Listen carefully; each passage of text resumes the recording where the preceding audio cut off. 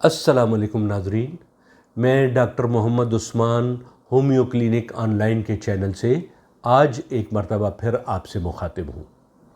अक्सर औक़ात हमारी प्रैक्टिस में ये देखने में आया है कि कई लोग हेडेक यानी सर दर्द की कंप्लेन के साथ आते हैं।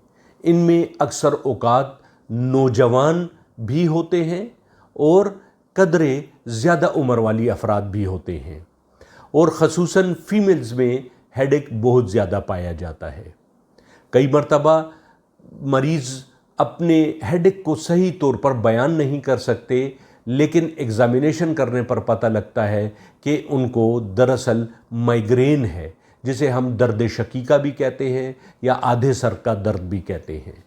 माइग्रेन एक ऐसा दर्द है, एक सर का एक ऐसा दर्द है जो पीछे सर से लेकर आंख की ऑर्बिट तक, ऊपर भौं तक आ जाता है और अक्सर औक़ात ये राइट साइड पे हो सकता है या लेफ़्ट साइड पर भी हो सकता है। अगर राइट साइड पे ये आधे सर का दर्द हो तो इसको हम राइट साइडेड माइग्रेन कहते हैं और अगर लेफ़्ट साइड का ये आधे सर का दर्द हो तो इसको हम लेफ़्ट साइडेड माइग्रेन कहते हैं।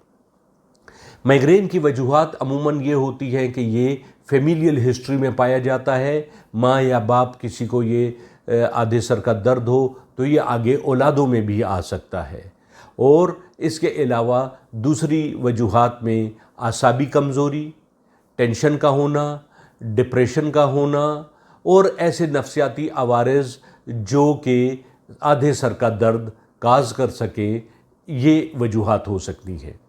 इसके अलावा रात देर तक जागते रहना, नींद की कमी होना, नींद का पूरा ना होना, ज़हनी तौर पर मुज़महिल होना और हर वक्त इंतशार में मुब्तला रहना, ये सब बातें माइग्रेन की जानिब इशारा करती हैं।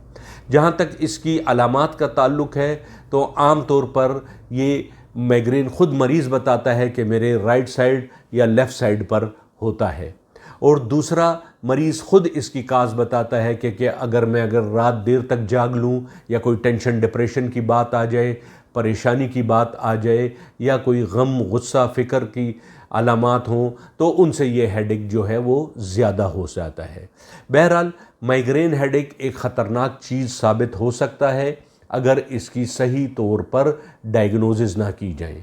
आम तौर पर सीटी स्कैन या एमआरआई ब्रेन किया जाता है और इसमें सिर्फ मालूमात ये की जाती हैं कि दिमाग के अंदर टिश्यूज़ में या दिमाग के पर्दों में, मेनिंजेस में कोई पैथोलॉजी तो नहीं है, दिमाग में कोई रसोली ट्यूमर वगैरह तो मौजूद नहीं है और आम तौर पर ये चीज़ें नहीं निकलती हैं।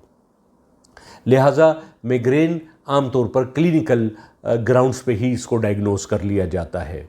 लेकिन बहरहाल अगर इसका इलाज ऐन दुरुस्त तरीके से न किया जाए तो फिर सब एरेक्नाइड हेमोरेज हो सकती है, यानी दिमागी पर्दों के नीचे जो है वो खून बह सकता है, क्लॉट हो सकता है और इसके अलावा मरीज़ को फिट्स यानी झटकों की बीमारी भी पड़ सकती है।